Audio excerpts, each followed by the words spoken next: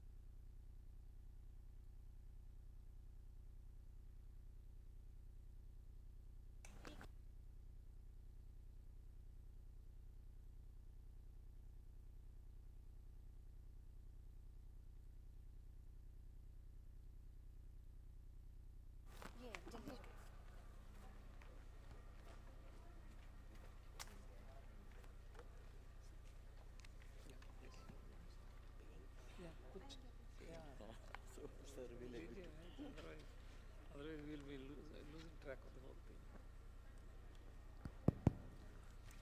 I would request our chairperson, sir, to please say a few words to start this session. Okay. Thank you and good morning each one of you for a very important session, that is session 3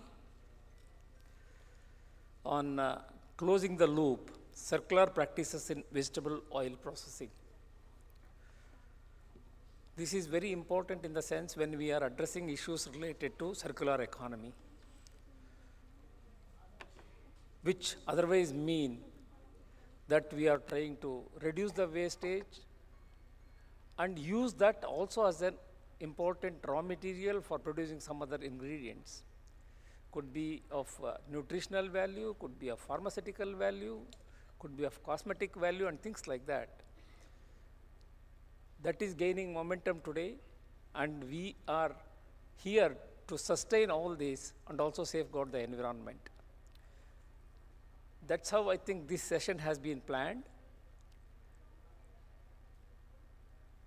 There are, in fact, there were 5 speakers. Yesterday, Dr. Y.P. Singh has completed his presentation. We have 4 speakers, probably 1.5 hours time for us to complete the session. I would say here, each speaker may take about 15 minutes time, and we will allocate 5 minutes for a question and answer session. That means 20 minutes. And with that, probably we will be able to complete the session well within time. Anyway, I am not going to press the buzz, but all the same, I request our learned speakers to stick on to the time, please. We do have 4 speakers today. Number 1 would be Dr. Anurag Singh, Associate Professor, Department of Food Technology, HBTU Kanpur. In fact, I would say here, he was my faculty when I was in NIFTEM. So he is there, of course, in his own hometown, and I wish he does a lot of justice for the subject. Then we have a great personality, my friend, Dr. Pramod Haldeji, who is a regulatory head of Marico. And he will be speaking on ensuring food safety in the edible oils and fat sector. That means giving us a caution on the regulatory requirements. What is to be adhered to, what is to be done, and what is to be controlled, and how do we address the issues. And that becomes very, very important.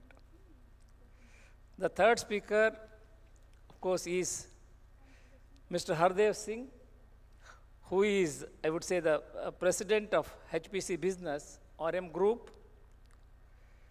Topic will be on sustainability in oleo industry.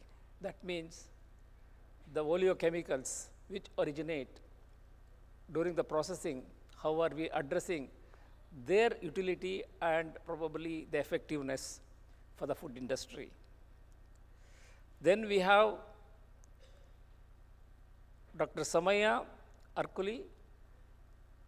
He is a scientist from FAIR Labs, who is a very practical scientist, did his PhD in IIT Hyderabad, and he will be talking about analysis of contaminants and their mitigation in oleochemicals and edible oils. This is in brief about the whole session. Probably without wasting much of the time, if my co-chair has any point to be discussed, then I think I'll give it to her for 1 minute, and then I think we'll move ahead with the session, please. Thank you, sir. So our first speaker will be Dr. Anurag Singh. So we welcome Dr. Anurag Singh to starting his talk. His topic is oleogelation, a newer approach for reducing trans fat in food products.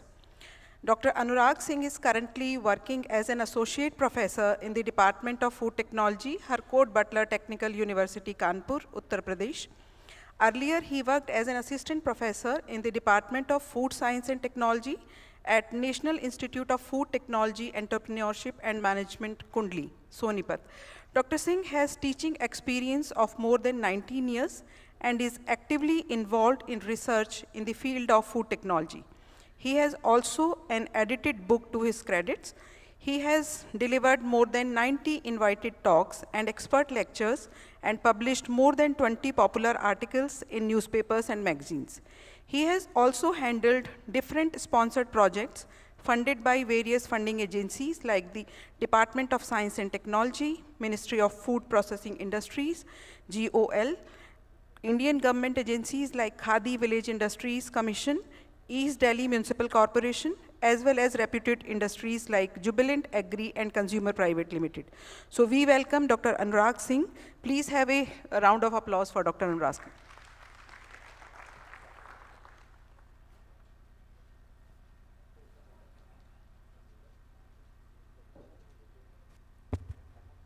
Thank you, ma'am, for the nice introduction. Good morning, everyone. As the topic that am I audible now? Yeah. Good morning, everyone. First of all, I would like to thank the organizers of OleoCon for providing this opportunity to share my work with you. As the list of the speakers we have for this conference, maximum are from the industry side and very few from the academic side. So being one academician or the researcher, I would be just discussing the topic that we are working on and having a good result. Maybe the industry persons can take up the idea, can discuss on it, and maybe we can in future give it to the commercial level application for the future industry. So the topic that is I'm going to talk about is oleogelation. That is something newer approach to reduce the trans fat in the food products. So a newer approach for trans-free solid fats. If we look at the importance of fat and oils in the food industry, so yesterday somebody mentioned that we cannot have our breakfast, lunch, or dinner without the fat. So the same is there. We have various applications of oil and fats in the food industry for various purposes. We have the contribution of solid fat as layering, foaming, for developing the texture, having the proper mouthfeel, and variety of products, confectionery, bakery, ice creams, emulsions, sausages, and variety of food products we can see that is requiring the application of oil and the solid fats. So what we can say, due to this functionality, the solid fats, they are the integral part of the food industry, and we cannot replace it to get the desired product of the suitable mouthfeel or the texture and other properties. Whereas this solid fat is concerned how to develop, so we have the conventional methods for the preparation, we all understand. Some of the students are there, so I would like to just mention quickly that conventionally the hydrogenation that is being used, where the hydrogen gas is being applied in the presence of the catalyst, and we are changing the unsaturated fatty acid to the fatty acids so that the solidification can be done. But due to the partial hydrogenation, sometimes that trans fats are also being developed in the oil.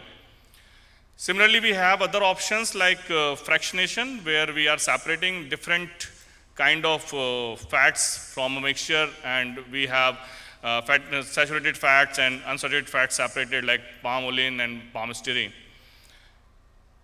Chemical interstratification is another method where we can go for the rearrangement of the fatty acids in the backbone of the triglycerides, and we can have the change in the melting behavior, the solid nature of the oil.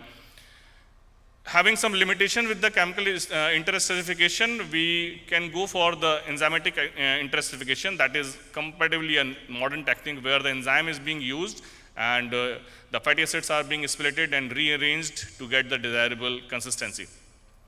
But majorly, as we see that hydrogenation is still in practice, so the consumption of the fat that is having the saturated fatty acids and the trans fats, that is also always being questioned with respect to the health benefits or not benefits, health adverse effects. So coronary heart diseases, they are being always been the question, cardiovascular diseases. So there is another newer approach that can be thought of for developing the solid fat without changing the nature of the fatty acids, remaining unsaturated fatty acids as such, as well as no trans fat formation. So that is the oleogelation, where basically what we are doing, we are adding some oil structuring agents, what we call as oleogelators. They are the gelling agents, and they are converting the liquid oil into the solid-like material, so solid fat. So hydrophobic liquid vegetable oil is physically entrapped in a thermo-reversible 3-dimensional gel network with the help of the oleogelator, and we can have a good amount of oil binding capacity. More than 90% is being obtained in different studies using different kind of oleogelators. So if we justify why to go for oleogels rather than the conventional methods, so definitely what we are observing with this technique, that it can mimic the characteristics of the traditionally used solid fat characteristics in a way, like the foaming or the layering, that is the requirement in the food industries that can easily be mimicked by this oleogel. Secondly, we have no trans fat formation during the process of this solid fat development, as well as the basic nature, if it is the unsaturated fatty acids, it will not be changed. So there is no saturated fat formation, no trans fat formation. And with this technique, we can also go for some therapeutic oils, some unsaturated oils. Those are otherwise not being used for food purposes or any specific purposes, say in bakery where we require solid fat.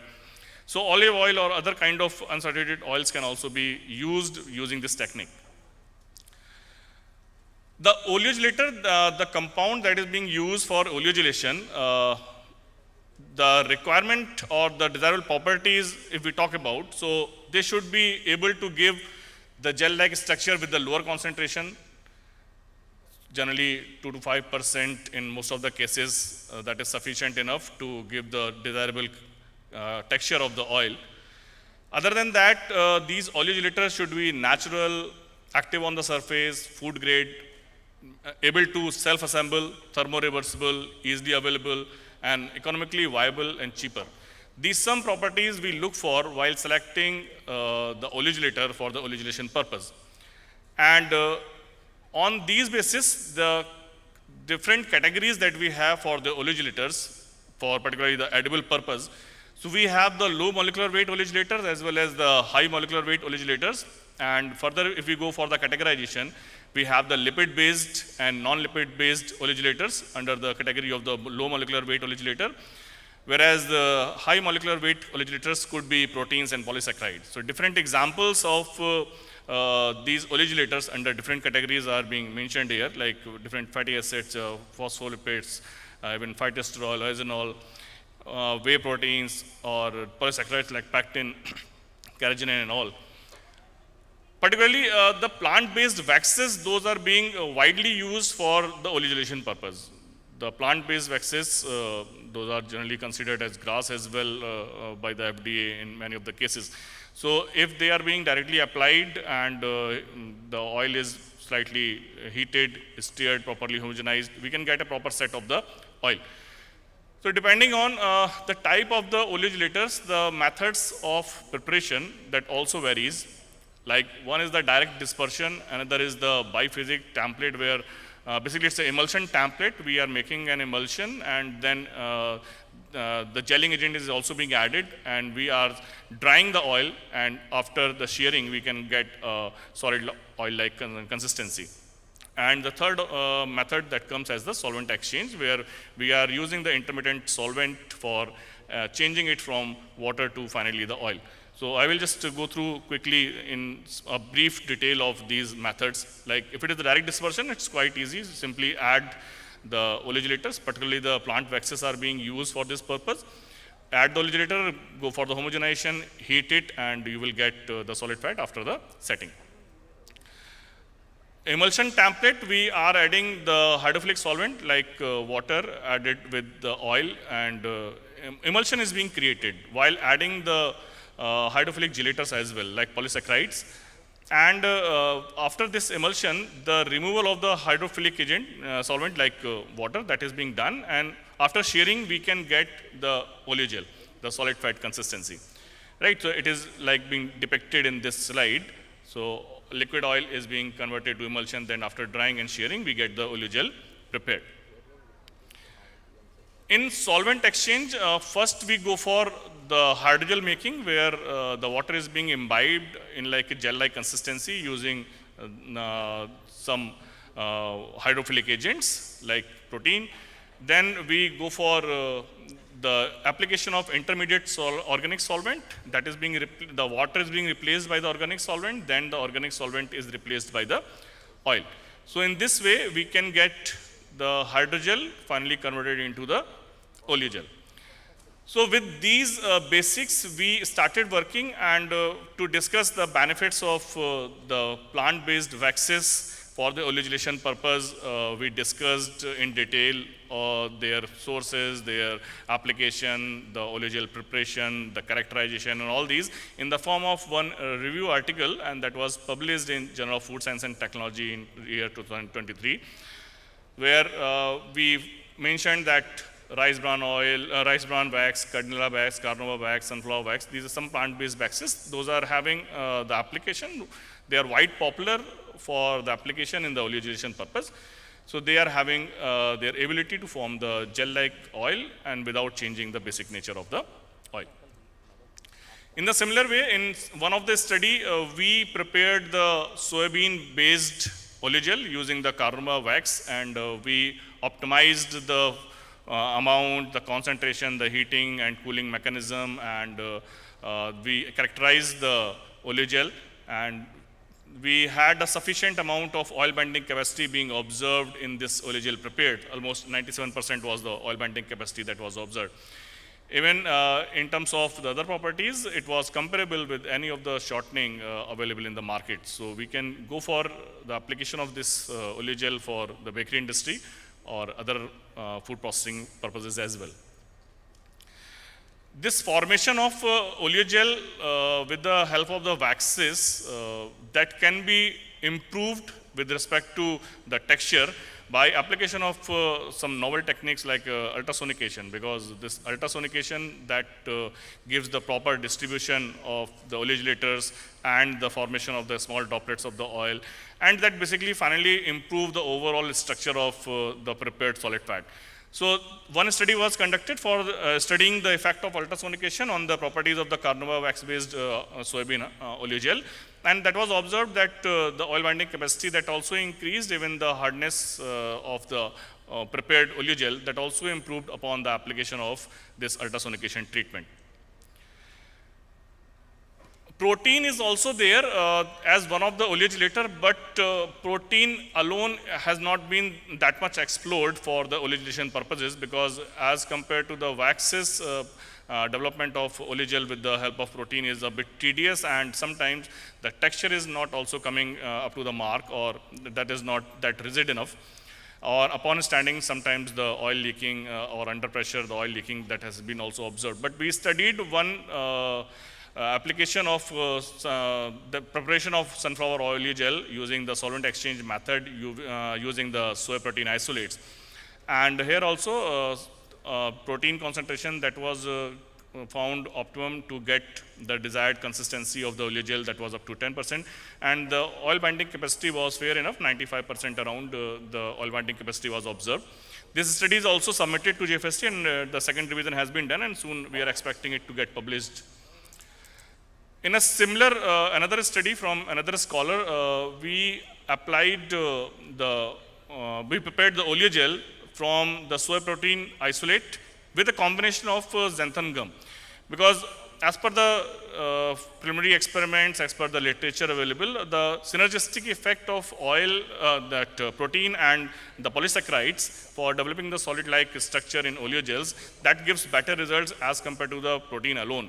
So we went for the combination, and the soy protein and xanthan gum that was used in combination, and finally we got the better results as 1:4 ratio of the isolates and the gum, and almost 95% oil retention was observed in the oleogel. Even under the pressure upon standing, the texture or the overall oil binding in the oleogel, that was fair enough.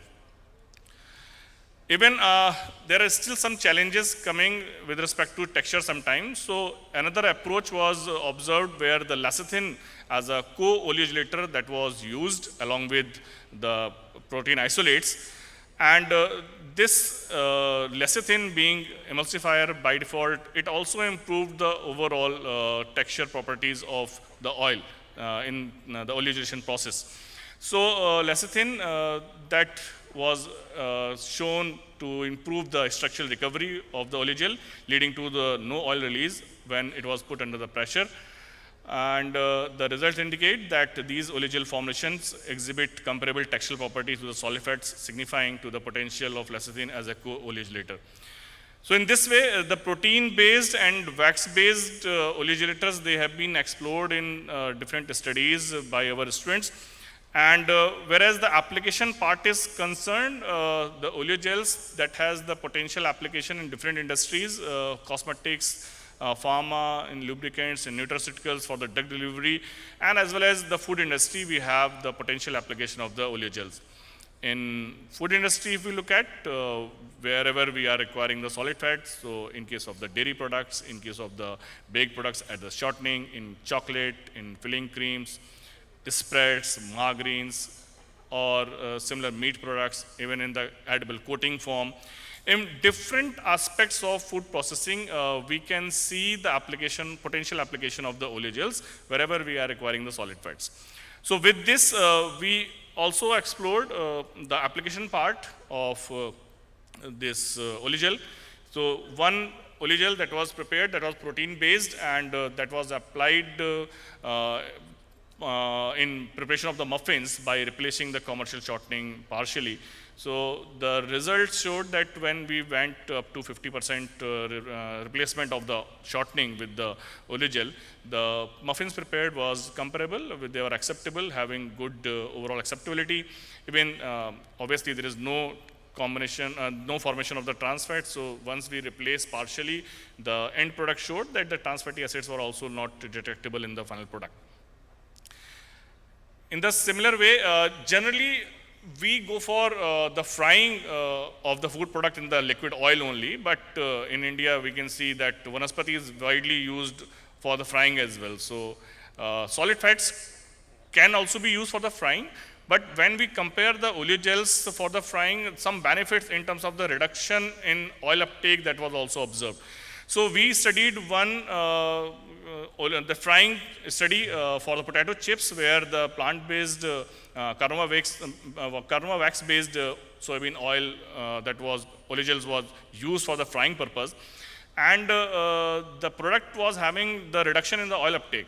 Up to 23% was the reduction that was observed, and even the appearance, the color values, the shine of the product, that was better than the ordinarily fried product. So this study was also published in Journal of Food Structure. Similarly, we tried to fry some of the indigenous snack product like besan bhujia, and in this case also the reduction in the oil uptake was observed when prepared different kind of oleogels using different wax-based oleogelators. So finally, what I can conclude from the findings of the work that has been done by the students in different studies for preparation of the oleogel, for using the oleogel for the different food product preparations. So solid fats, they are definitely necessary to develop many food products because they have the properties of that layering or foaming that is being required. But conventional methods, those are being used for the oil modification, particularly if the partial hydrogenation we talk about. So trans fat formation is the issue, lowering down the nutritive value of the oil or the end product as well. So oleogelation can be the suitable option for developing the solid fat without the trans fat formation. And various food applications can be done with the help of the oleogels. The possibility of designing the properties of oleogel by modifying the ingredients, preparation methods, and conditions of the process, they can be utilized for different food products purposes. So there are the options. There is a huge way forward where we can go for the exploring opportunity of oleogelation and its application in food purposes using different kind of oleogelators. Though there is the regulatory concern or safety concern that is also to be explored. However, many of the plant-based waxes, they have been considered as GRAS by FDA. But still, the dosing and its health effect may be explored using some animal studies or some clinical trials, as well as the regulatory authorities can also look for what should be the regulatory requirements for such kind of products to be used in the food preparation. So it's a way forward, a long opportunity here for the exploring the oleogel application in the food product. So these all are the students, those who have contributed in different studies, whatever the work I just presented here. So that is being done. I would like to acknowledge that two institutions, they have been the pivotal role in my career. Last one where I served as Professor Chindi Vasudeva mentioned, the NIFTM. Some of the work was done in NIFTM Kundli Sonipat, and some of the work is being conducted here in HBTU, that is my alma mater as well. So thank you so much everybody for patient listening, and that was the topic that I wanted to just share with you, particularly with the students, so that they can think of some of the future researches in this direction. Thank you so much. Thank you, Dr. Anurag Singh, for an excellent presentation, especially on how to develop oleogels with plant sources and reduce or avoid formation of the trans fats. I think that's a wonderful way forward because we are now haunted by lot of these trans fats. Anyway, now coming to the question and answer session, we will allow 3 to 4 questions. Probably, I think you can come up with the question clearly in brief, and then I think the scientist will definitely give an answer, whatever it is. Yeah.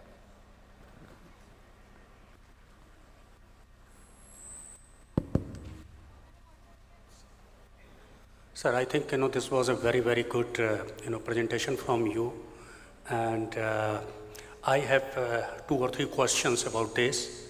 I think the first question is from Mr. Sushil. I think he can ask first question. Have you just calculated the shelf life of the product, what you just told about the frying of the chips? So what was the shelf life? Normally we mention in that any food product, we mention the shelf life. It is can be used up to that period. Mike, you can do. In terms of the density, definitely we that explored the peroxide value that is coming with the fried products. And the shelf life study, definitely that was not conducted because the work that was done by some of the scholars, the master scholars, they were having the limited time period. Maybe we can go for just assessing what is the shelf life. I'm damn sure that it will be comparable with any other fried products that is available, because there is no thing that is coming up that is challenging the shelf life of the product that I can perceive. But if there is any suggestion from your side, that can also be considered for the future studies. Definitely. Actually, Vanaspati is for introduced only just for the crispiness, to give the crispiness, sufficient Right. crispiness, like our food habits, samosa and khari. In bakery, if you talk the khari, there Right. should be certain rise in the product. Sure. So many tough conditions are there. Even now, government is very strict to limited the trans up to less 2%. Exactly. So we have changed our hydrogenation process now, high pressure hydrogenation now we have introduced. Right, sir. So somewhat we are meeting out the conditions. Thank you, Bas. Good, thanks. Thank you. Thanks, sir. So, Mr. Anurag, can we use this oleo gel for using as a multiple frying oils? Multiple frying, again, that is to be studied, like while using it multiple frying, what is the changes coming up. However, in one go when we fried, there was not that trans fat formation that was observed. But yes, multiple frying if we go for, we have to study, because there will be different changes, because hydrolysis could be there, water addition will be there. So we have to study. So it is not like that multiple time that can also be explored. But if we compare in terms of the ordinarily prepared the solid fat, then definitely it is as of now better. So I think, you have mentioned very good thing.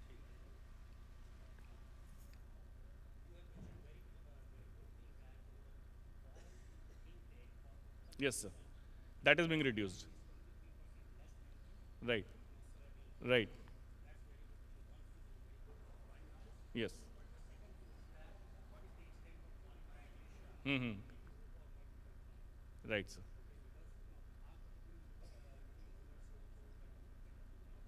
Right, sir.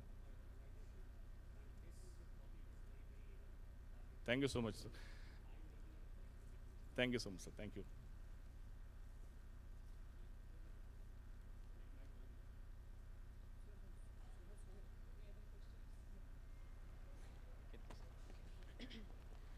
So it's my honor to introduce our second speaker, very dynamic Dr. Prabodh Halde, Head Regulatory Marico Industries, and his topic for the today's talk on ensuring food safety in the edible oils and fat sector, regulatory evolution and persistent challenges. Dr. Prabodh Halde, he is PhD in food technology. He is working with Marico Limited from last 18 years and currently working as head technical regulatory handling and handling domestic and international business. Apart from technical qualifications, he has double post-graduation in management, MBA and MIRPM. He has a passion to nurture the young entrepreneurs Prabodh sir has 30 years of string industrial experience and worked for Bakemans, ACC and Coca-Cola India. He is on various board and renowned trainer in the area of food processing, food safety and startups. He is a part of some smart protein committee by DBT, Government of India. He is also a part of Gujarat State Food Safety Committee. He is supporting food startup and mentor for over 25 to 30 food startups, and through trusted group activity, he is supporting and mentoring over 200 startups and students. He was member of subcommittee of Ayush Ministry for COVID task group, and they publish Ayush COVID guidelines. He was research council member of CSIR CFTRI during 2020 to 23. He was Central Advisory Committee member for FSSAI Government of India as a representative of food industry. So we are honored to have you here, sir. Please welcome Prabodh Halde, sir. Can we have a presentation, please?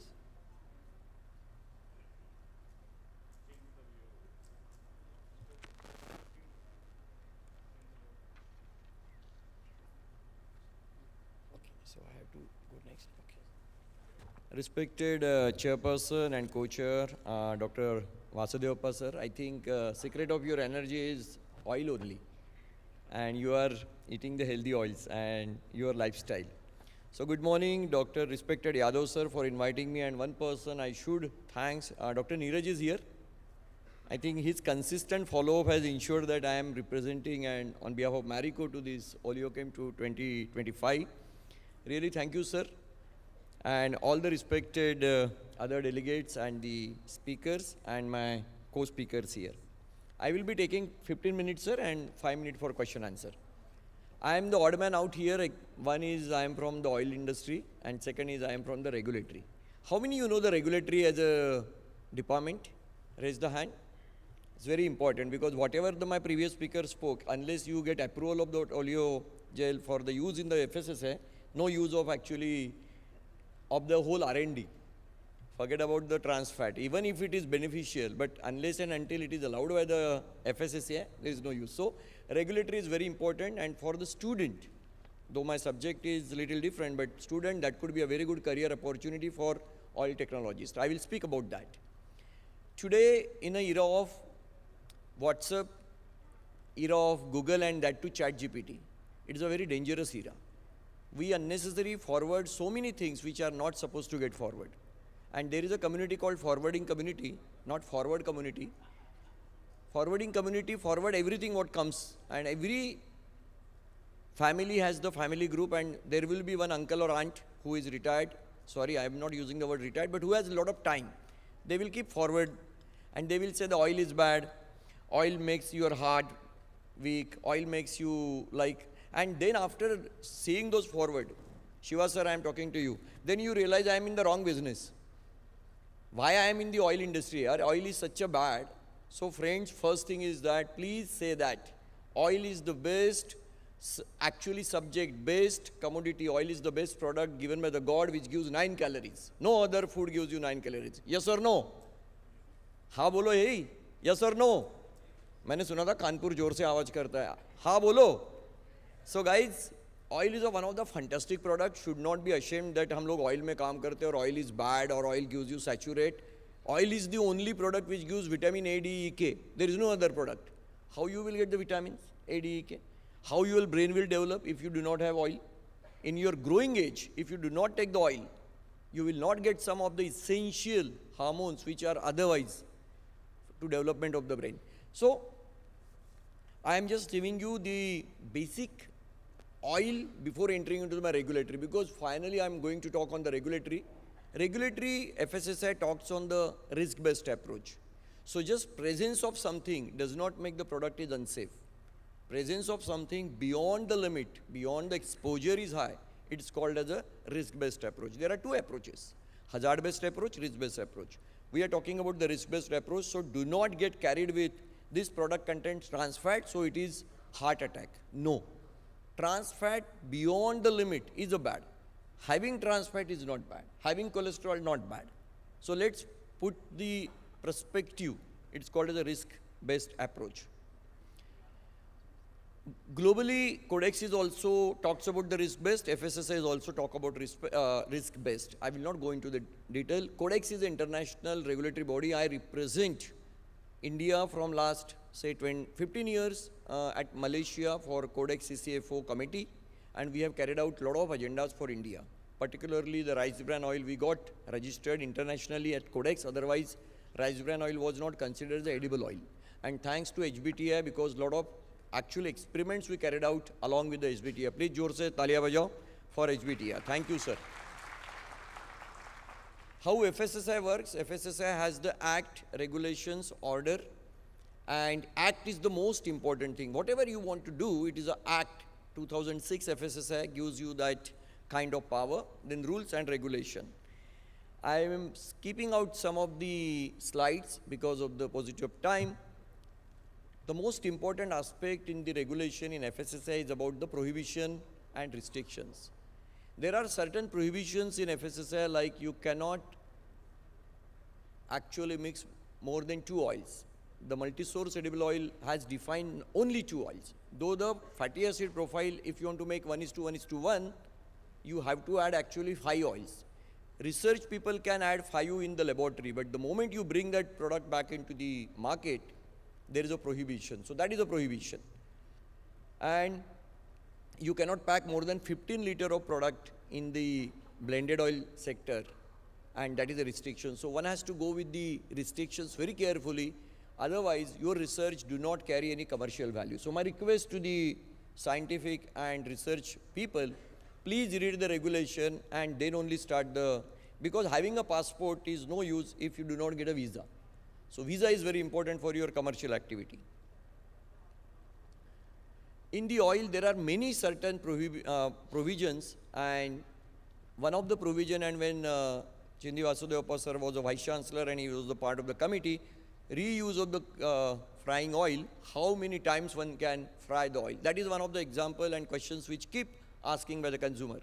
So we have kept the 25% of TPC number. Total polar count should not be more than 25. That is the number. So this is very important to carry a message. Whenever you are making any product, how much time I can fry. It is not about color. And also there are so many myths. I request HBTI, your department, Anurag ji and Neeraj ji and Yadav Saab, if you can take some kind of work with the myth buster about the oils and fat. That is very important, because people say that if you fry oil 3 times, 4 times, trans fat will increase. I said, what is the temperature of trans fatty generation? Is this the frying temperature reaches ever that temperature? Impossible. But people can ask anything. So myth buster is important. Color is not allowed to add into the oil. Absolutely no. Flavor is not allowed to oil in the oil. Some people, particularly mustard lobby, let me tell you, many people will come with some kind of innovation. And there is a reverse engineering oil in Kanpur and UP. There are few people who do that. Please do not entertain such innovations. They are not innovation, they are adulterations. Act of adulteration should not be mistaken as innovation. Chalta hai attitude is absolutely not chalta hai, because risk of the health and your consumer, you are giving a promise to your own family that after consuming this product, nothing will happen to you. So this is very important. Antioxidants are allowed, but also they have to declare on the label. Then advertisement and claim, there is a schedule 1. So how much oil is required to call as, how much less oil is required to call as a less of Mufa, Safa, Pufa. So all this is given in the schedule 1. I will not go into the detail. When you want to say that high in particular thing, then 20% of RDA is required. So when you say high in protein, how much maximum is required or minimum is required? 20% of RDA is requirement. So when I say no sugar, then how less that sugar should be in the product? So 0.5. So these important points are very, very important whenever you are making any claim, whenever you are calling out your product, because I was yesterday told that students are doing some startup product. Please adhere to the guideline of the claim regulation, labeling regulation. Then there are it's a very good work. Again, one of the scientists of HBTI was a part of the FSSAI. Some ready-made claim given on the oils. So that is the schedule part 2. And that is also very good that you got some ready-made claims. And oil is such a fantastic commodity and carries a lot of micronutrient, minor nutrients. And they give the health benefit. Like rice bran oil has oresinol. Very important. Coconut oil has a MCT. medium chain triglycerides. Amazing, it doesn't go into the same way of saturated fat. It has a resistance to digestion. So I'm just giving you, oil is absolutely a good product, and we should not mistaken that it is only giving you unhealthy component. Then there are the additive regulations. So friends, if you want to add any additive in the edible oil, it has to be approved as per the approved list. You cannot work with any of the additives unless and until it is given in the FSSAI book. Otherwise, you go for approval. A lot of people come and ask me, can I add natural antioxidant like rosemary or any other which are present? Unfortunately, in oil industry, that is not yet allowed. So though it has giving a good result in your laboratory, but doesn't have the approval in FSSAI, no use. Approval takes more than 3 to 5 years. VC sir, you know that how the FSSAI works. There are 7-step process of approval, and it takes its own time. Scientific committee, then the scientific panel, scientific committee, food authority, draft regulation, then the health ministry, legal ministry, conversion into Hindi, and then, so it is a 7-step process. It takes its own time. Then the labeling provision, every packaged food, package means जिसको open करने के लिए you have to break the seal, that's called as a packaged, required a label. You cannot sell the product without label if it is a packaged. And what are the mandatory requirements? I will not go into the detail, but yes, there are the requirements. You have to put some 11 requirements on the pack. Egg mark has been removed. Blended oil and fat spread was compulsory under egg mark. This is a recent notification. Egg mark become a voluntary. This is a positive thing for few people, but for few people are saying it has actually made the product very, very, the quality which was supposed to be controlled by egg mark, now it is not getting controlled. But one country, one law, under that premise, egg mark has been removed as a mandatory requirement. Then one of the factor which we are concerned is that reject handling by FSSAI. FSSAI has issued one notification saying that they want to put SOP in place how to handle the rejected food. Let me tell you, I request again Yadav Sahab, we should give this input to the FSSAI and the government. Do not consider oil industry as the other packaged food industry, because oil cannot be thrown away. It is reprocessable. There are quality defects like acid value. If the acid value is being beyond the limit, you always can process it and brings back to the acid value within the limit. No need of throwing the product. But FSSAI is constructing some kind of SOP wherein they are saying that you have to give it to the animal feed or other. But I think for oil industry, we need to understand what is the industry. Quality defects, misbranding, substandard can be corrected, and that should not be considered as unsafe. So this is very important. I will directly go to the NIN guideline, and this is also guideline has shown processed food and oil, yes, oil industry in the bad light. I request, is any nutritionist is here? Raise the hand. Due respect to the nutrition, I also, any nutritionist here? Okay. So NIN has issued the guideline of the dietary guideline of Indians, and always it is like a budget. Whenever there is a budget, alcohol and the cigar will all get taxed. So in the case of nutrition, always oil will get blamed. Actually, oil is not a blamer. The sugar could be one. And rather than sugar, oil, fat, or protein, all are the brother and sister of the same family, we should not say individually one is bad. But if you see the guideline, VC sir, the whole guideline has given actually the impression that processed food is bad. The fresh food is good. That is also wrong. If you eat fresh, you may get Clostridium or actually the coliform or any kind of staphylococcus, which is dangerous unless you process. People do say that refine is bad. Tell me, if you do not refine the soya oil, how you will consume? If you do not refine the rice bran oil, how you will consume? If you do not cook rice, how you will convert into the ready eatable? If you don't cook the grain, how you will make it edible? I think all these things are important, but the whole NIN guideline has given a color. I'm not saying their intent is, but the color is that processed food is a C category, means already you are in the C category. This thought, this mental, actually what I'm saying, construct has to be challenged and debated. So I request all the scientists out here, please speak out. Give your input to this NIN guidelines. Talk to the people. Say that we are not bad. We are not bad. Our color may be, but we are not bad. So they have given actually the vegetable oil By the way, India imports, yes, I agree with you, India imports huge oil, 150 lakhs metric ton. We have a domestic product 120 lakhs metric ton, 12 million का product है, 160 लाख हम बाहर से लाते हैं, total consumption is 260 है यार, तो वो agriculture का problem है. It cannot be blamed to the oil. But if you see the population of India, 140 crore, per person is only coming out 18 kg, 19 kg per person. America is consuming 29 kg. Again, we are not so high. World average is 23 kg. We are less than that. So oil is not a culprit. Honorable Prime Minister has said that 10% you should reduce. Absolutely right. Problem is the sedentary lifestyle.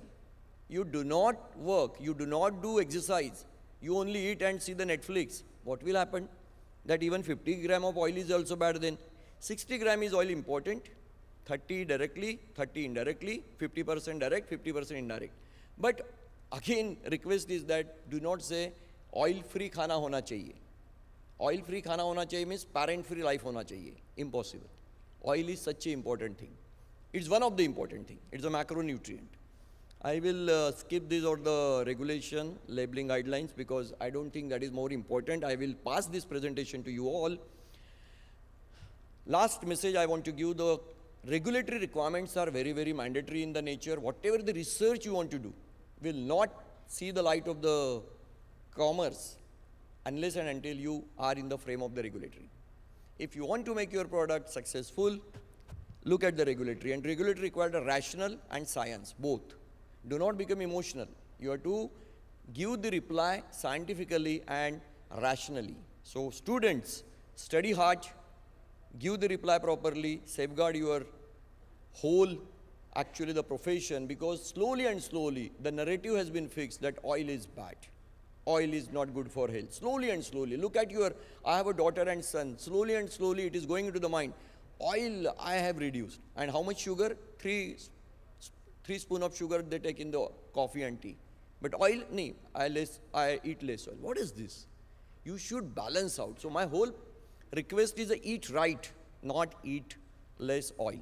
It is eat right, balance it out. Thank you. I will give my email ID and phone number, and any help, any clarity. Let's work together for making India a strong nation, and let's not single out one commodity or one nutrient to call out as bad. Thank you.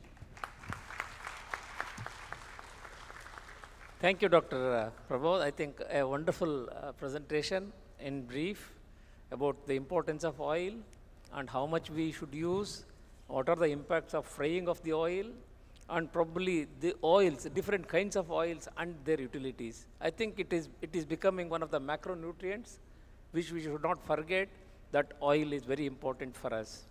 I would say that oils do provide maybe original, antioxidants on the other side, and some of the nutrients, including the protein. I think that's where the oil requirement, I would say, is to be realized.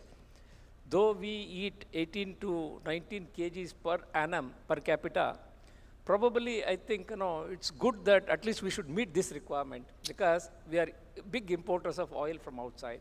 So that we need to really take care, and I would say that the oil seed mission of Government of India will definitely address these issues. And that apart, I know the frying of oil is an important factor because we always talk about the ill effects of acrylamides and all that, but how much and how many times we can use, probably that is one area we need to, of course, a lot of research is going on in this direction, and I wish this will also take care of many things, and including, I would say, the purification of oils, because without purification, without science behind oil extraction, I think we would not have had so many oils today in the market. That's where I think we should be thankful to the scientific community for taking care of such of these things. That apart, the regulatory regime, I think it is something which is very, very important. We need to really realize how important the quality and the oil requirement and all those things. Probably that is one thing which has to be borne in mind, and he is an expert on, I would say, the regulatory regime, and plus he is a big motivator for startups by the students. And let's give him a big round of applause for his excellent presentation. Thank you. Sir, my only small request to all the students, because generally I want, whatever the profession you are here by choice, by luck, or by your own misfortune, but you are in that profession, which is oil profession. So respect that profession and start working for that profession. Thank you.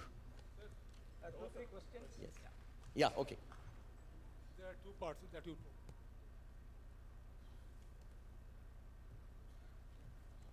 Hello. There are two parts, okay? Quantity and quality. Quantity, as you told, quantity that discussed, okay? For the quality part, the recommendations for total fat intake are subdivided into three parts.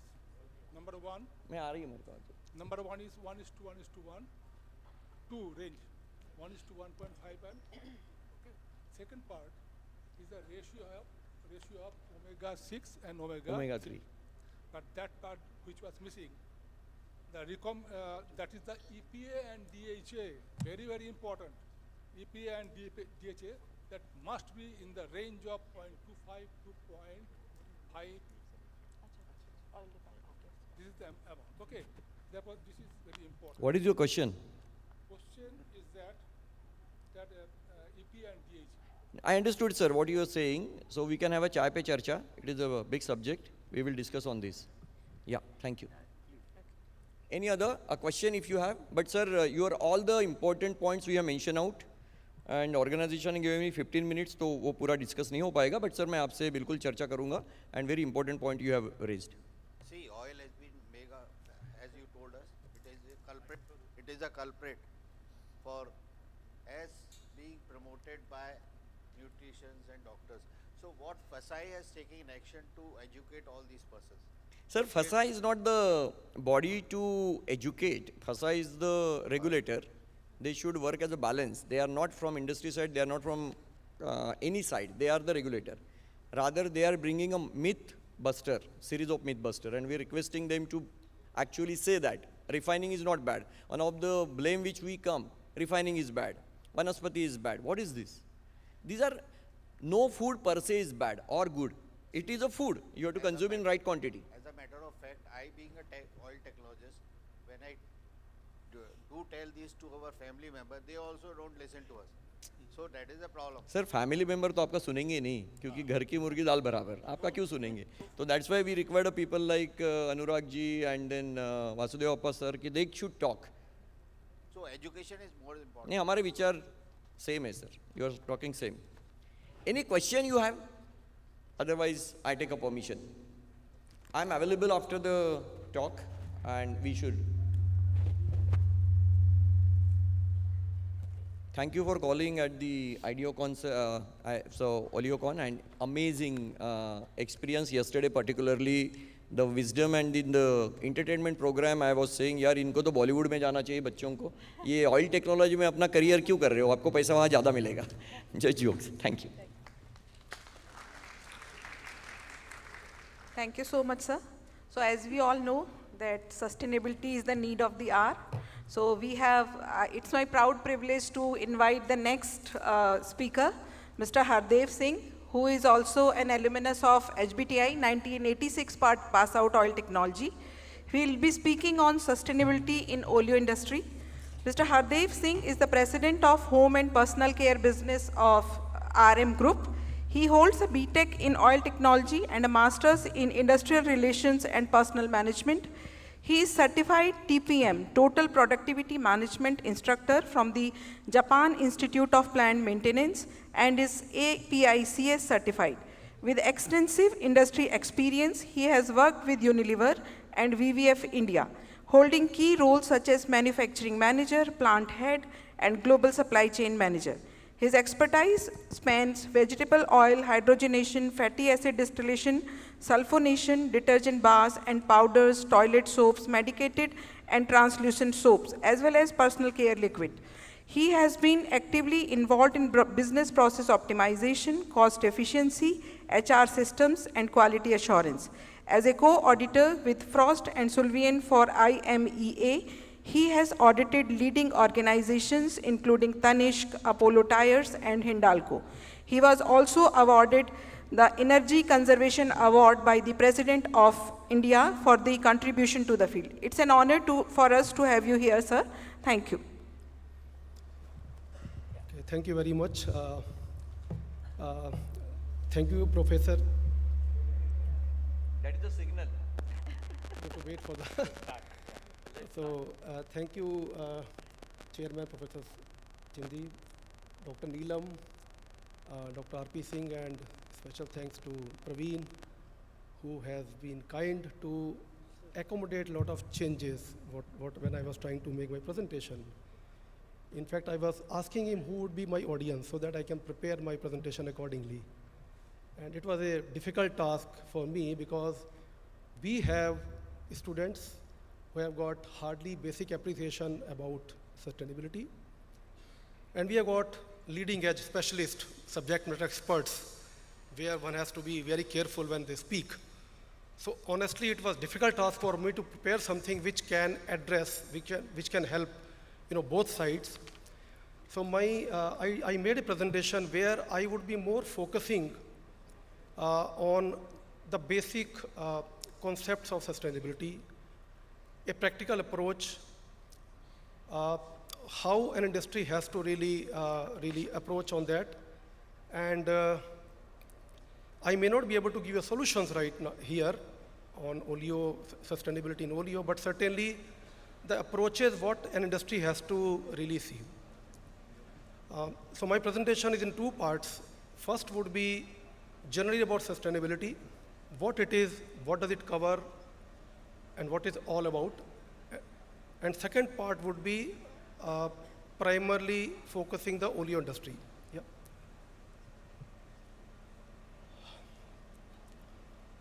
So what is sustainability?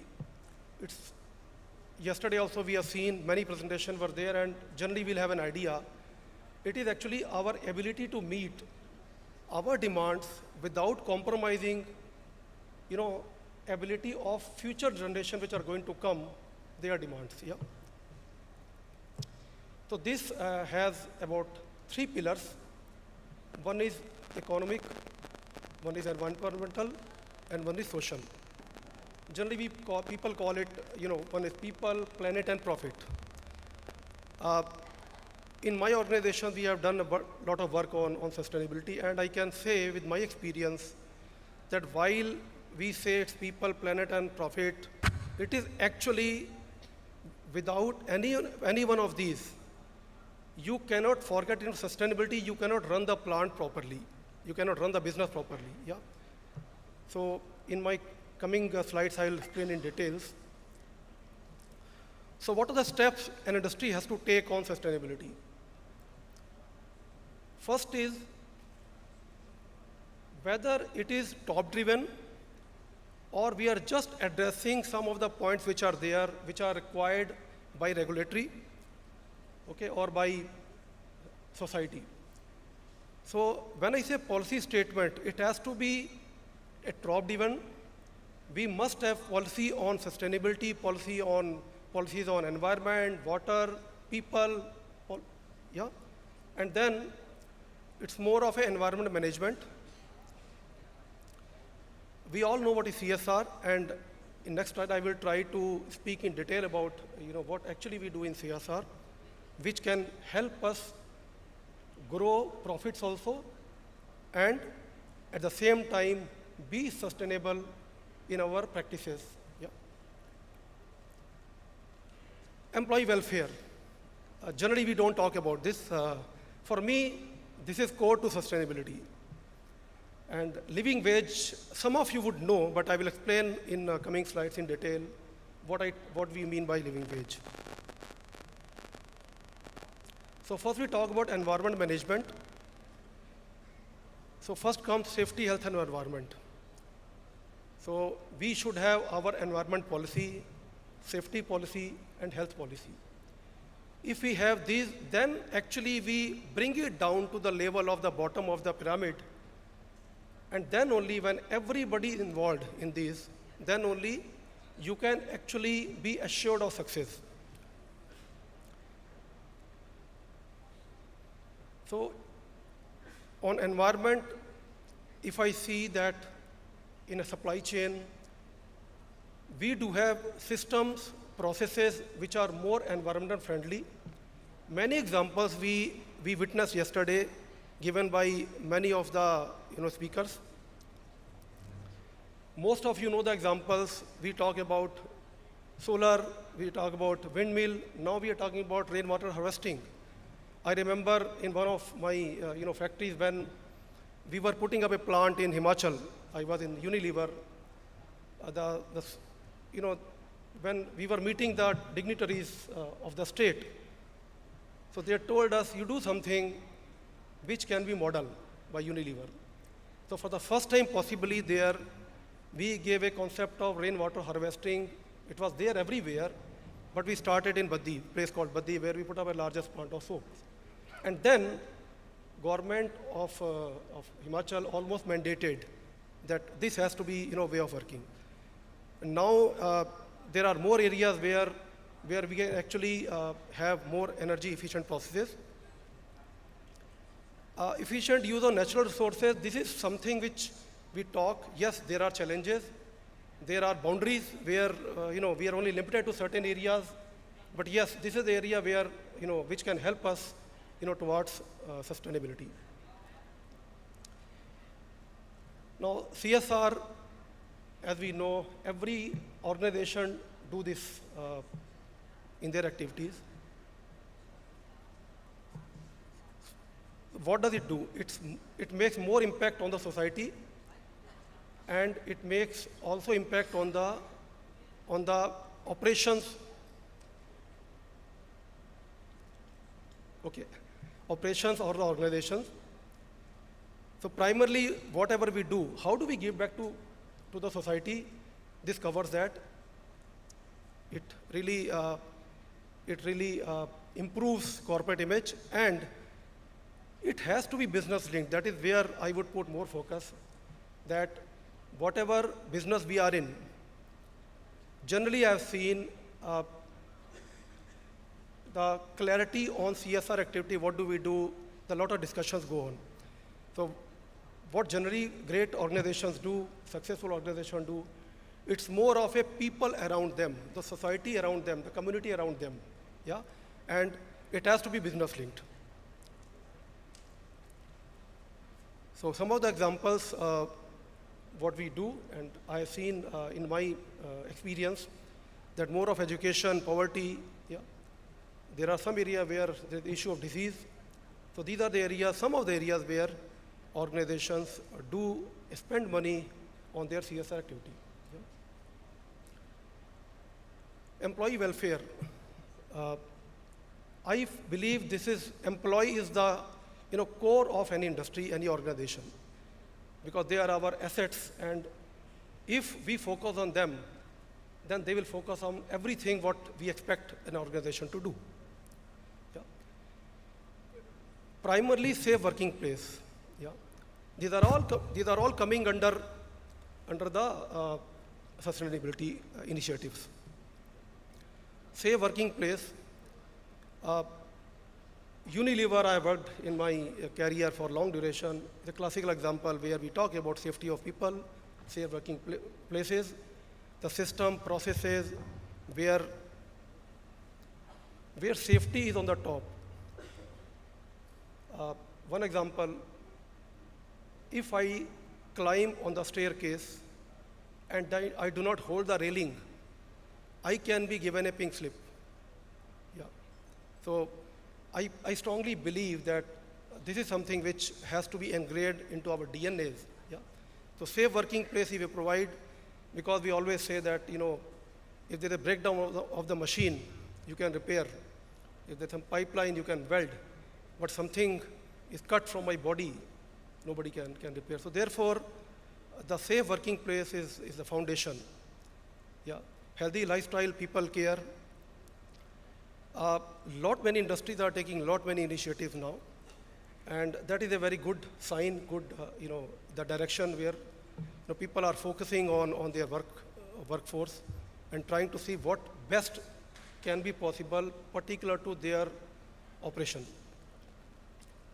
On compensation, it may not happen today, but it is in the beginning. Today we talk about minimum wage. Minimum wage, we know it's something which an industry has to pay irrespective of its ability, its ability to pay. So whether you are making profit or loss, you have to pay minimum wages. Yeah. Then comes fair wages, yeah, where the industry can pay based on their ability to pay, certainly more than minimum wages. But this is something which is coming into picture. Maybe I hear in 2025 there's going to be a lot of, I would say, regulatory work on that and pressure that we have to move towards a living wage. Yeah. So where it's not like, roti kapda makan, it's much more to that. Now, if you really see that, when I see my career for the past almost 30 years now, the way we used to treat our employees, our people, 30 years back, and then the way we are treating now, there's a lot of difference. Today, we really don't call them workers, they're actually our partners. And there was a time we could hide information from them. Yeah, we could tell them what they should not know, they do not know. But today, in the era of internet, everything is available. They are much smarter than us. And I have seen many industries who are really successful, who are actually focusing on their people. Yeah. So I strongly believe that this is the area where generally the small industries are unable to focus more. But I think future is this only. Either we do or we will be told to do. Yeah. My next part, second part is now more focus on the sustainability in oleo industries. So I have covered fatty acid plants, distillation, splitting, and I have covered vegetable oil refinery. In vegetable oil, I do not have much experience, and yesterday's speakers have spoken much about that. In fact, it was a good learning for me also, what new is happening, what are the innovation happening in vegetable oil refinery towards sustainability.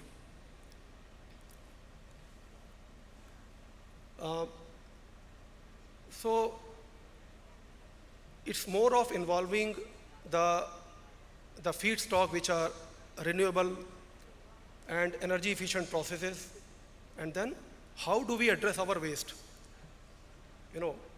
In fact, waste should be, should not be called as waste. Can we reduce them? Can we make them into a way where we can utilize them?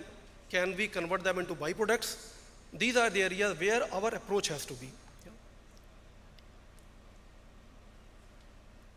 So there has been the past few years, there has been very, very good shift from traditional petrochemicals to environment-friendly alternatives, biofuel, one classical example. Yeah. And there has been a lot of work on usage of syndex, synthetic detergent, into the area where we are using, oils. And yesterday, Sudipto actually also told the way we are trying to move towards reducing usage of more palm oil and maintaining the detergency of toilet soap. These are the applications for oleochemicals. All of us know, more for students who are sitting behind. We are using primarily in personal care, home care is being used now, food, beverages, agrochemical, yeah, paint coatings. So if I see oleo industry, generally these are the waste which are produced. If I see fatty acid distillation, splitting distillation, then we have lower fractions which generally we call volatile, which few years before were not used properly, were only sold to people who are making low quality soaps. Yeah. And then we have got higher fractions which comes out in the from the main distiller, which is called as residue, or we call it pitch. And then once in a year is the practice of cleaning tank bottoms and then spent oil. So if you see volatiles which some 10 years before were sold to low-grade soap maker, today we are talking about whether we can actually make a fractionation column, whether we can recover, how we can recover even C10, C8, which are actually converting, I would say, waste to a, something which can give you better price than actually DFA, what you are making. Higher fractions, in my tenure, we had done a lot of work on that. Primarily, if you see residue, which contains about 15% fatty acid, again you extract it and bring something called pitch, which has got a 30 AV. The uses of pitch, what used to happen earlier? You sell residue to the market, and the same residue comes back to you as an adulterated oil. Yeah? And it's so difficult to check the residue content, the pitch content in oil. So it was a challenge for us at Unilever. We started thinking on what can be alternate use without compromising the quality of oil which is coming back to us from the vendors. So we did a good work on using this pitch as a fuel in the boiler. So with some additives, furnace oil or other things, with some additives, we were able to use up to 25-27% in the pitch, in the boiler fuels. So our approach has to be, how do we try to find innovative ways, creative ways to really see that we do not have any waste, or we minimize the waste as much as possible. Vegetable oil refining hydrogenation, you heard a lot from yesterday from the speakers. Yes, a lot of progress has been made in terms of how we handle stove stocks. The spent earth, now spent earth there is a process where spent earth is being recovered. We are recovering oil and we are recovering spent earth. The same happens with spent catalyst, where we are able to recover nickel in the form of nickel carbonate. And the degum material, yesterday even DSMAT, other people spoke, how we can reduce the losses in the degumming using the innovative ways. As I told just now, the approach has to be, if we can eliminate, if not, can I reduce it? Yeah? Can I reuse it? Like I gave example of if I can, use pitch somewhere, and recycle. So this I have already spoken on.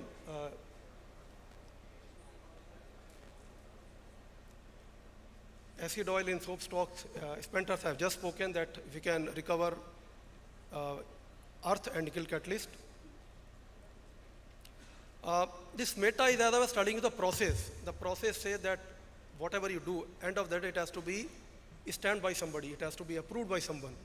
So SMETA is the agency who help us, improving our business environment, business conditions, and environmental performance, and they actually certify you. They work in generally 2 areas, but the total 4 pillars they work, and you can choose either 2 or 4, where they talk about labor standards, they talk about health safety, they actually speak to your workmen, they speak to everybody in the factory, including contractors, and try to get the authentic information about the organization. What are actually you doing about people, about safety, about health, and how much it is going to help you in reducing the environmental impact. So I think I have been able to cover my presentation. He has a lot of expertise in vegetable oil hydrogenation, fatty acid distillation, saponification, detergent, bars, powders, toilet soaps, medicated and translucent soaps, as well as personal care liquids. That means we are the users of oils every day. Day in and day out, we are dependent on oils in different forms. But all the same, to bring in sustainability into the oil industry, he highlighted some of the very important issues which has to be noted. In fact, I would say, one is the quality of raw material, how do we procure, how do we store it, and how do we use it. That is very important. That apart, And once we extract, what are the byproducts which arise out of it? Maybe I think could be volatiles, residues, spent oil, maybe degummed materials and things like that. And the spent earth, spent catalyst, such of those things. How do we bring them back into the utilization to maintain, to have a sort of an ecosystem sustainability? That's where I think he was very good in describing many things. And that I would say here, we need to reduce the waste, or I would say eliminate waste if possible. That would be wonderful. Maybe reuse wherever and whenever it is required, and also recycle. I think this is what is the mantra of sustainability. We'll be speaking on analysis of contaminants and their mitigation in oleochemicals and edible oils. Dr. Samaya did his MSc in Organic Chemistry from Kakatiya University, Warangal, and PhD in Lipid Chemistry from CSIR IICT Hyderabad under the supervision of Dr. RBN Prasad in 2015.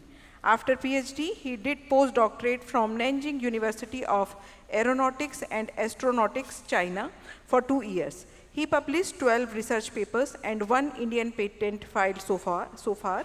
He has qualified GATE in 2009 and CSIR JRF in 2010. He received OTAI SR Bhatnagar Award in 2014 and Young Scientist Award in 2015.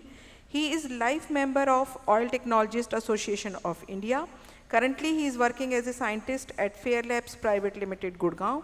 He has 14 years of academic and industrial experience in the area of lipid science and technology, organic synthesis, pharma, nanomaterial-based lubricants and cryobiology, biolubricants and multifunctional additives. So it's our honor to have you here, Dr. Samaya. Please be on the stage. Thank you very much, ma'am, for introduction. Thank you very much, sir, for giving this opportunity to me. Here I'm going to present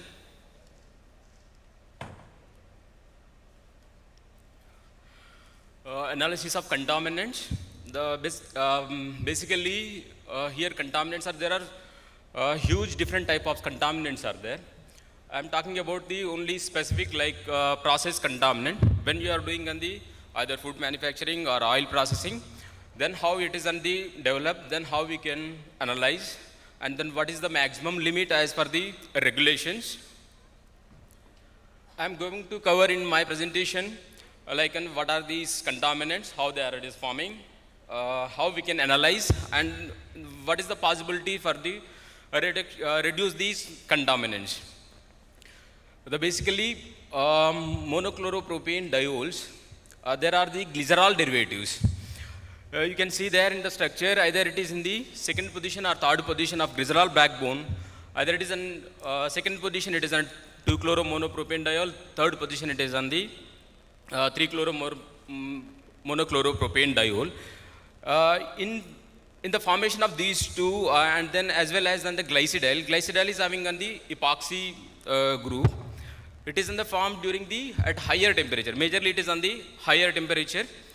And these contaminants in the either food or in oil or in oleochemicals, like on the whatever the derivatives are there, what we are using, like on the, for example, like an emulsifier or monoglycerol fatty acid ester, diglycerol fatty acid esters. When it is then separated, then it will be, might be chances are there in oleochemicals also. And other contaminant is the most important nowadays. It is the dioxins and then purans. These are the, it is on the dioxin group. These are the unwanted, I think, it is on the produced with on the, it is then sustained in each and everywhere. Like on the, right now it is in this hall also. Whatever the air condition is there, what we are using on the water, wherever it is on the possible, because these all are, it is an organic polluants.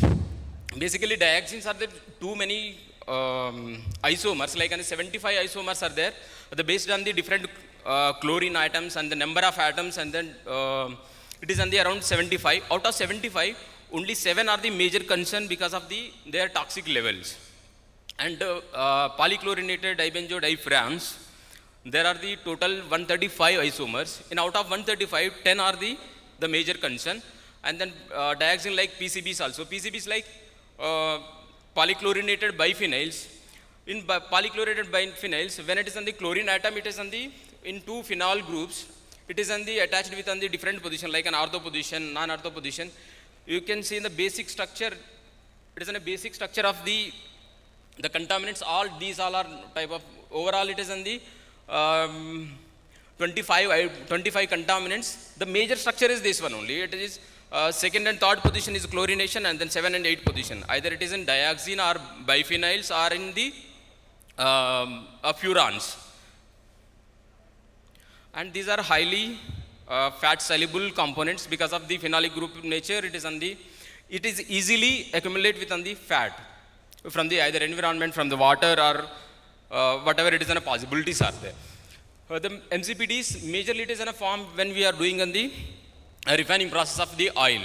And one of the important one, it is a dehydration step. And dehydration step mostly we will apply the more than 200. When we are applying the more than 200 at higher temperature, if it is in your raw material, either in raw oil, whatever the extracted oil is there, in that one any chlorinated items are there, either from the wastewater or from the any organic like an pesticide residues, then it will be reactive with on the either Mg, DG or TG at more than 200 degrees, then it will forms the 3 MCPDs.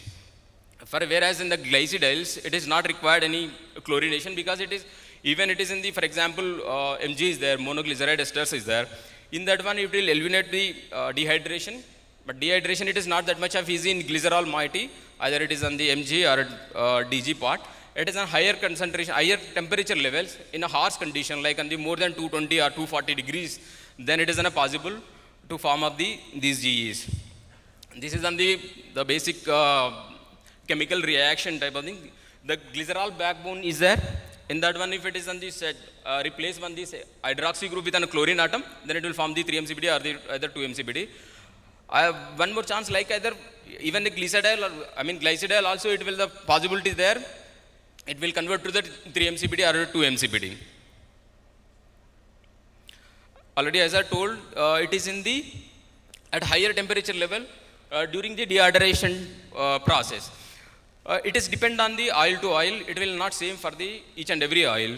For example, in palm oil oil, it is palm oil or palm oil oil. It will what we have experienced, we are getting on the little bit on higher values compared to the other vegetable oils. Whereas in the dioxin, these are the emission sources. Majorly when it is on the burning on the open burnings or the industrial wastage, or it is an insulation, then it will enter into the environment. Through environment, it will go to the plantation or whatever it is, cultivation is there, and then refining process, then it will go to the oil or in the food.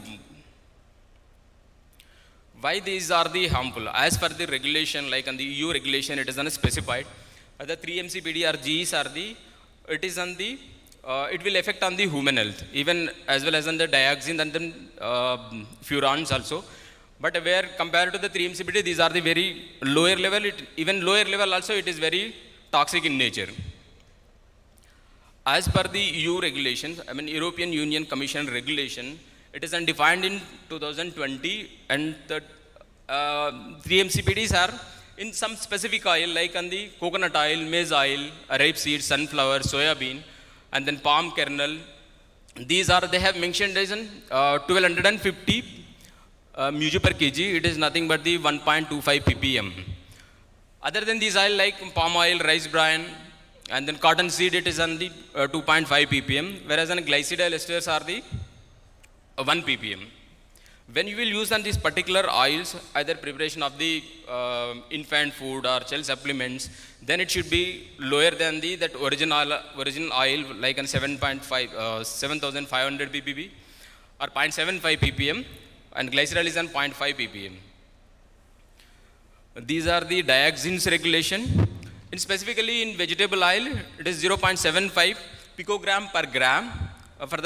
It is an equivalent to the fat. It is in a mix up with on the some of the PCDs and then PCDF. That means dioxins and then dioxins like on the furans. It is in a 0.75 ppt levels. It is on very, very lower level. So that is the reason when you want to check it on the that much of lower level, then you need on the specific instrumentation, that particular analysis whoever is doing, and it is well trained is required. And other than these oil, when it is on there, like for example on milk fat is there, on milk fat also, it depends on the fat content, because it is these dioxins are the mostly it's on a fat soluble one. Then it is defined as on the fat content. If it is on a fat content is on higher is there, more than 2 is there, then it is limit is on 2.5 picogram per gram. If it is on the lesser it is there, it is 0.05. If it is, that means fat is less there is the chances also very less for the these contaminations. And then how we can analyze it? Now right now we know that what is the maximum limit as per the regulation. Then how we can analyze these MCPDs or dioxins? Basically these are the contaminants. It is on the PBD level. Then we have to other whatever the matrix is there. For example, in oil only, we have to separate from the oil these analyte. Then we can analyze on the up to accurate level. So for the MCPD, there are the 2 different methods are available. One is on the direct method and another one is an indirect method. When you want to do on the direct methodology means as such whatever it is in the present in a oil, like for example glycidyl palmitate is there, glycidyl palmitate, glycidyl stearate, glycidyl oleate, glycidyl linolate. Or in MCPD there are the huge number of the different analytes because of the fatty acid composition. Might be any other fatty acids also possible in the oil. So when we will go with on the direct analysis, there is a methodology available like on the research publications are there. So we can go whether LCMS-MS or the GCMS-MS top level like on the instrumentation, very accurate level. But the problem is when we want to do this quantification level, then we have to require the standards are required. Against there is a reference material, we can quantify the how much quantity it is there. But right now it is not available the standards and each and every individual fatty acid composition. So that is the reason these methods also it is not adopted by any standard regulatory methods like either AOCAs or ISO methods. There is an indirect method. Indirect method like whatever it is on the MCBDs or these there, just we can break up the complete ester part, then we can isolate from the complete part and then we will do on the derivation. For example, for esterification, there is simple esterification with an acidic also there and then basic also. Even some of the publications are there with an enzymatic acidic esterification also there. Once it is then a trans-esterified, then it will convert to the methyl esters. Then the methyl ester easily we can separate from the whole matrix. Then we can derivatize with the PBA or HFBA. After derivation, then we can inject on the GCMS-MS. It is on the already it is method is developed in a AOCS. Standard methods are there. AOCS A, B, C. It is already defined. A method is on the acidic anhydral trans-esterification. B is on the with a sodium methoxide. C is also the basic analysis only, but it is on different conditions. In Fairlab, we are doing all these 3 methods at because our limit level it is as for the maximum level is on a 2.5, 1.5, but we can do up to trace level 0.05 pp level. Even in oleochemicals also like in the lecithin, these emulsifier, we are already developed the different methodology. This is one of the example, the experimental data in different edible oils. In palm oil, I have shown the one thing. We are regularly testing these all are things and the Fairlab's facilities. And the dioxin analysis is a very critical one because it is in the contamination level, it is a very, very lower level. It is on a PPT level. When we want to achieve that much of PPT level on the instrumentation, so there is the specific setup is required.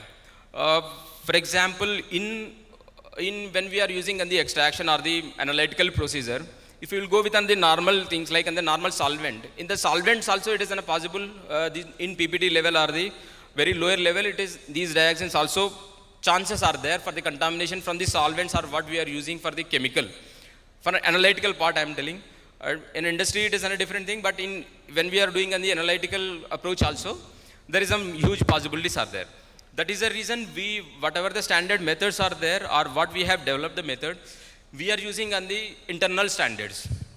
so that we can spike on the internal and then initially from each and every step, then we can monitor from how much we are getting on the recovery, whatever the basis on the recovery. This on a high specific instrument, it is an easy to nullify the whatever the contaminants through the analytical part. So we will achieve the exact values what it is there in the on the sample. For this one, we have on the specific setup in Gurugram location. We have the setup for the first on the cleanup process. In the cleanup, there is a setup of the FMS EZ prep. In this one advantage is like manually we no need to do anything, just we have to apply the sample. Here in the side you can see the columns are there. There are the three columns are there, so that it will nullify the all these things. That's just with on the toluene, then we will collect the only these the specific analyte. After that we can evaporate and then we can inject on the GCMSMS. This is the one of the example. It is on through 2378 tetrachlorodibenzo-diaxine. There are the already so much of literature is also available for the mitigation process. The simple logic is, and when we are applying on the higher temperature, it is forming. Then if we will reduce the temperature during the refining process, definitely it will come the less. We are doing regularly so many R&D samples from the industries. When they are doing and when they are changing their refining process, we are monitoring and continuously. Otherwise, we have one more option, like when you are using on the raw material, like on the crude oil, crude vegetable oil, thus you can verify these whatever the precursors are there, like on the chlorine atom or the monoglyceride or diglyceride, how much percentage is there. Based on that percentage also we can change that whatever the process is there, industrial process. Finally, if you will follow the good agriculture practice and then good manufacturing things, and when you are using this particular oil, if you will choose on the right oil, like on the less contamination oil, then it is on the lesser possibilities for these contamination. If you want to do on the good oil, then definitely you have to analyze these contaminants. Thank you.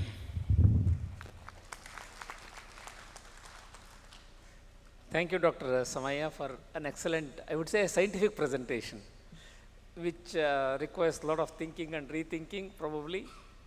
How exactly we can analyze the contaminants and how to mitigate. I think this is something which is very, very important from the industry point of view. I know these MCPDs and glycerol esters, these are the major culprits, I would say, with the oil quality management. That's where I think it was very detailed, I would say, a presentation was made by Dr. Samaya, and I think it is especially enlightening for all of us to understand the importance underlying the evaluation and also the contaminants assessment, and then how to mitigate them. I think is very, very important. With this, I think if there are any questions, probably one or two questions we can take. We have another 5 minutes time. So, but anyway, I think we are well within time. I would say we have started late by half an hour, but even then we are trying to complete it. Yeah. Any questions, please? It's a very small question. Right? Yes, sir. Yes, sir. In our personal care products, Yes, sir.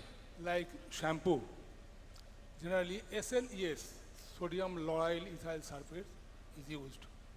That's my point, is that whether dioxin is present in SLES or shampoo. That's my question. Sir, because where at the oleochemicals, whatever it is, oleochemicals are there. When it is on the process right now, there is either research or whatever it is on the available data it is there. In personal care, these dioxins are, nobody is on that much of interest on, because of, might be it is on the level is very less. In food, it is there, already regulations are there. When it is on the regulations are there, then it is on, it will come to the analytical part, and then how much, that much of lower level we can achieve or not. In personal care products like on the SLS or whatever the other products are, there is no regulation right now, there is no limit. So that is the reason I think might be there, nobody is testing, but definitely we can do that much level, sir. So any other question? Yeah, I have one question. Yes, sir. You are Dr. Samaya? Yes, sir. Okay. So I just want to know that your topic is analysis of contaminants, their mitigation in oleochemicals and edible oils. in these particular things, when you separate the free fatty acid from the edible oil, do you call it contaminant or what do you call it? Sir, when we will separate on the fatty acid, Yeah. for example, on the analytical point of view, Yes. if we will separate on the fatty acid, for example, a glycidyl ester is there, sir, or other MCPD derivatives are there. Mostly, it will not available in the free form. Like without fatty acid in the food, either in oil, it is not available. 90% it is, I can say, then more than 90% it is in the bounded form. Bounded form means it is in different fatty acid. When I will do on the saponification process, saponification fatty acid will be separate, but as on the in glycerol moiety it is there, either MCPD or the glycidyl. So it will not go with on the fatty acid, sir. Okay, this question may not be within your ambit, but still I would like to ask you. When you're talking about contaminants, Yes, sir. Is Fairlab involved in development of some parallel products or the byproducts from these contaminants or fatty acids and things like that? And if so, what kind of research has been done and whether it has been commercialized? Sir, it is in contaminants, it is a big one actually, because so many other contaminants also there. Right now, whatever the chemical part it is there, like either trans fat or these other things we are testing, but the rest of the things, I don't have that much of idea, sir, what you are asking. Is your lab having any sort of research or R&D department? Yes, sir. Yes, sir. And the Fair Labs we are doing on the R&D, if it is on the new product is there, then definitely we can do whatever it is a requirement on industrial. And even our directors, they can guide for the process also. We can do the both parts as an engineering process and what we are expecting from the from industry side, and analytical point of view also we can definitely we'll do on the R&D, sir. We are doing on a lot of projects for this. See, we are using these fatty acids for some of our chemical applications. Basically, they are surfactant. Sometimes or many times the issue comes is of the color. When the Yes. color is dark, the customer takes it as a sort of, not a very good sign. So do you have any process for the removal of the color or reduction of the color in these fatty acids? Yes, sir, it is there. Too many is there. Definitely we will discuss, sir. Because we have to discuss with separately these things. Thank you very much. Yes. Thank you, sir. Thank you very much. Okay. Yeah, let's give a big round of applause for Dr. Samaya. And at the end, I would say this was a very important session. OlioCon 2025 has successfully served as a pivotal platform, I would say here, for researchers, industry professionals, and policymakers to discuss advancements and challenges in edible oil and fat industry. Over the course of the conference, we have seen significant inputs and insights were shared on sustainable processing, nutritional enhancements, and novel application of oleochemicals, with an emphasis on improving health benefits and reducing the other environmental impacts. The scientists have highlighted the role of innovative processing technologies, such as enzymatic modifications in improving the functionality and bioavailability of oils and fats. A greater emphasis is made on sustainable oilseed utilization, valorization, and circular economy models. The integration of plant-based and alternative protein sources was another major theme, aligning with the global trends towards healthier and more sustainable food system. Advancements in functional lipids and their application in nutraceuticals, maybe cosmetics, pharma, have demonstrated the cross-disciplinary impact of this field. The conference has underscored the importance of regulatory frameworks and quality assurance to ensure consumer safety while fostering innovations in the sector. Collaboration between academic and industry is essential, and it is encouraged to drive the commercialization of novel oil-based technologies. Overall, OleoCon 2025 has reinforced the significance of scientific research and technological advancements in shaping the industry. I wish the discussions what we had today and the collaboration initiated at this hall probably will continue to propel the industry towards more sustainable, healthy, and I would say technologically advanced solutions for the industry to prosper further. With this, I thank all the speakers, learned speakers here, who have really contributed very immensely for the benefit of all of us. And once again, on behalf of the organizers, I wish to thank each one of them for really taking their time and making the presentations beautifully. And that apart, I think my co-chair, Dr. Neelam, she has been really a very good scientist, I would say. And of course, she is working with the industry, and she has been really of immense help.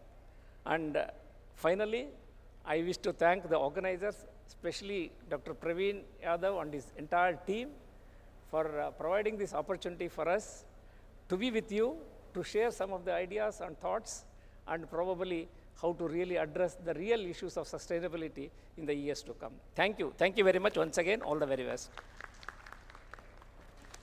Thank you so much, sir, for your kind words. But before moving forward, we would like to take a moment to express our gratitude to our incredible sponsors for who made this event possible. Our supporting and collaborating organizations, IVPA, Fair Labs Private Limited, and BIS. Our event sponsor, Kanpur Edibles Private Limited. Our platinum sponsor, Unilever. Our kit sponsor, Sachi. Our gold sponsors, Desmet, Dinesh Sahara Foundation, RSPL, Creative Engineers and Consultants, and Crystal. Our silver sponsors, Godrej, Shirdi Sai Nutraceuticals Private Limited, Novonesis, and Patanjali. Our high tea sponsors, Mantora Oil Products Private Limited, Vital Home Care. Our lunch sponsors, Sheel Chand Agro Oils Private Limited. And our exhibitors, Desmet, Global Active Clay LLP, Volsante, Creative Engineers and Consultants, and Shirni Sai Nutraceuticals Private Limited. We couldn't have done it without you.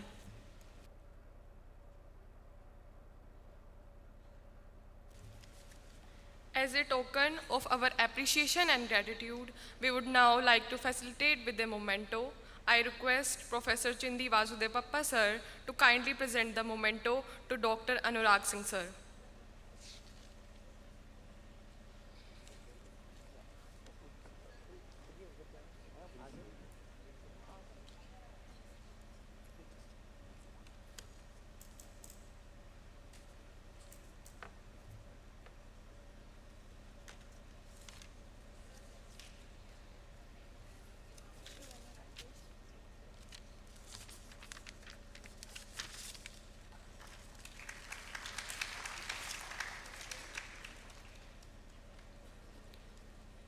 Next, I request Dr. Neelam Loya ma'am to kindly present the memento to Dr. Prabodh Halde sir.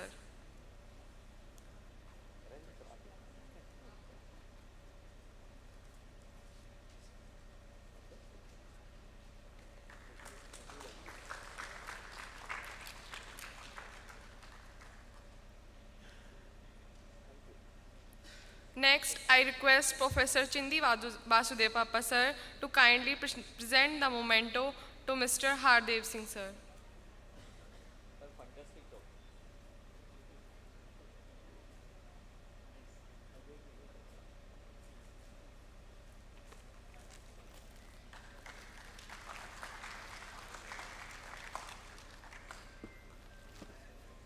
Next, I request Dr. Neelam Loya ma'am to kindly present the memento to Dr. Samia Rukali sir.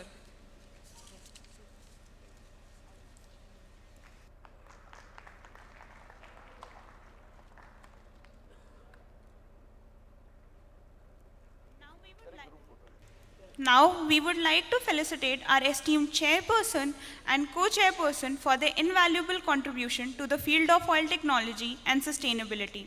And we are truly honored to have them lead this session. So I request the chairman of Oleocon, Dr. Praveen Yadav sir, to kindly present the memento to co-chairperson, Dr. Neelam Lohia ma'am.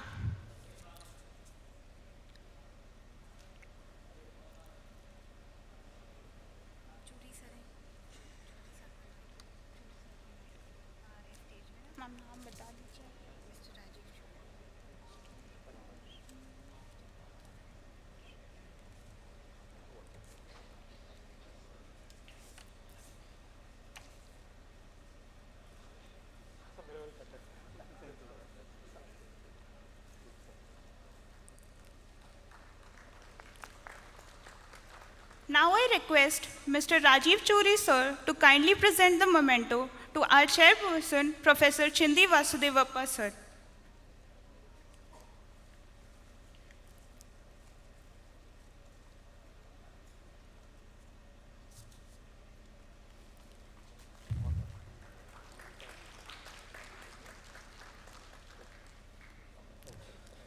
I request all the speakers to please join in for a group photograph.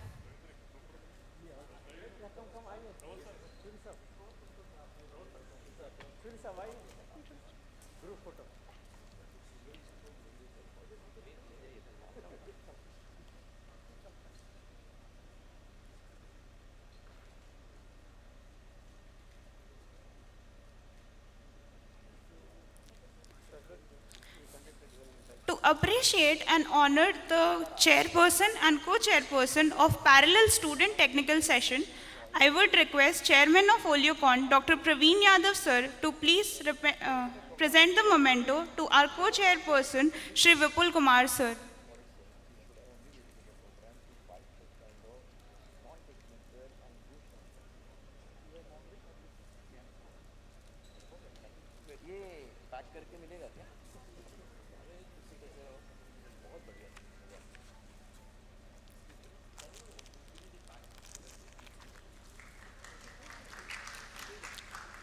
Next, I request Chairman of Oleocon, Dr. Praveen Yadav sir, to kindly present the memento to Chairperson, Dr. Adarsh Kumar Arya sir.